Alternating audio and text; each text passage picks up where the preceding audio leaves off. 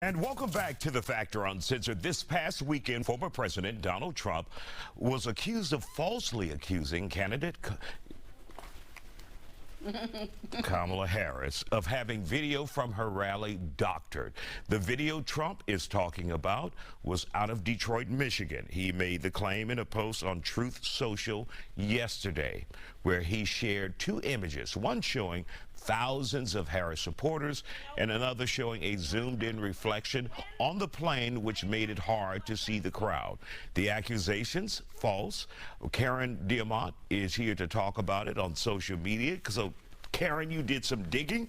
What did you find for us? Sure. So let's start with the facts, all right? So the facts are that size of crowds are a huge factor for Donald Trump's ego, okay? They bruise his ego. And I hate to break it to Donald, but Kamala's crowd was indeed huge. It was huge, you know, and it was real. So I did some digging around, and that picture that they're saying, oh, look at this fake crowd, he did post to his Truth Social yesterday, but it is indeed a verified real image. It was verified. It was a picture by the Associated Press, and it made its circulations through Kamala's social media team, and then a former or a campaign member of her staff posted the picture to social media, and then Trump took it back and said, oh no, let's look at this, let's look at that. You know, it's not giving a reflection, it's not true, but the image is indeed verified. And one of the things that you can do, even if I send you a photo, well, you're an Android, so we may not be, you know, iPhone, Android discrepancies here. But on on any photo that we take. Do we have any more guests coming on The Factor tonight? No. Well, we have a digital tag where a photo was taken. And this picture, when it backtracked and it linked back to the original source, it actually was indeed factual. So it wasn't substantiated, but the matter of the fact is that, you know, people are now going to throw the, oh, it's AI doctored. It's fake. And so that's spread of misinformation. And that will open the door during this entire election season, this presidential election season, and it trickles down to other races as well.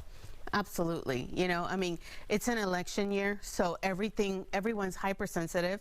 We know Donald's sensitive about his crowds. And so this is going to come into play a lot throughout the election season and beyond, because AI isn't yet regulated. And we've talked about it for years as it's been evolving and developing, and it's not regulated to the end user. So the end user isn't at fault for creating something outlandish and whatever they want and posting about it. The end user will not get in trouble.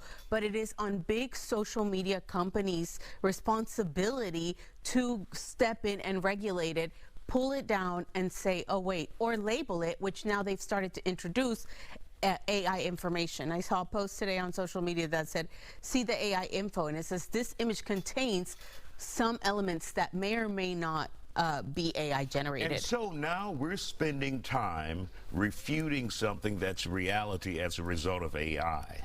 Correct. Because we could be talking about bigger issues related to the election, but now we're trying to disprove something. Exactly. And, you know, placing the blame on AI in itself, it's going to slow down the progress that we're going to make as a country, because we're pointing fingers and posting on social media about it. And of course, it came from former President Donald Trump. Correct. On his Truth Social app, which is indeed not true. So, like, always check the source. You know, this picture was indeed verified by multiple sources as real. So educate yourself, you know, check the domains, check the source, look for spelling errors on articles anytime that you're looking at information, if it's of something that's important to you. All right, Karen Diamant, thank you for joining us on Social Media Monday.